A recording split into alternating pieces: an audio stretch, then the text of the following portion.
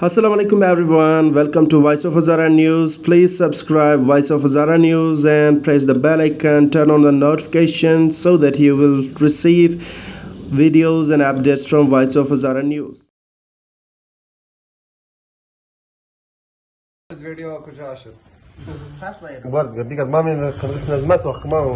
ای پسیده هر دیدم نور بندی در هوای نشین اخسوم علی خدا زدره گل بول جهان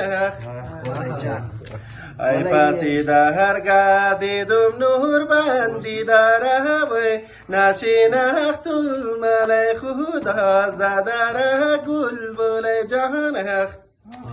ای پدری برقی براری رنالدای ترک شد مخ کدوم روی دیگر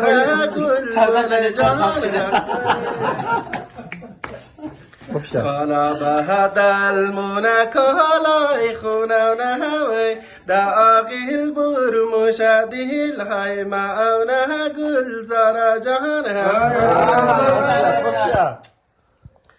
دیلیم بودک سنشی چشمکن و مهوی قسمت مه خراب آتشی سیر نه گل زارا جان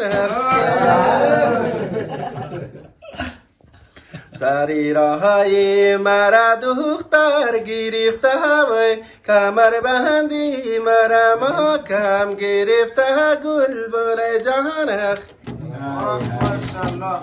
برید با مادر دختر بگویید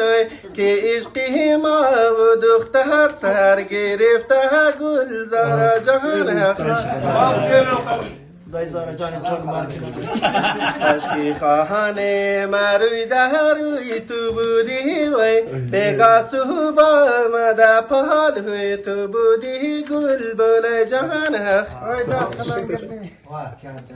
بگا صحب آمده پال ہوئی تو خیر ہوئی سر کی کشکی بل زمان ہوئی تو بودی گل بول جهان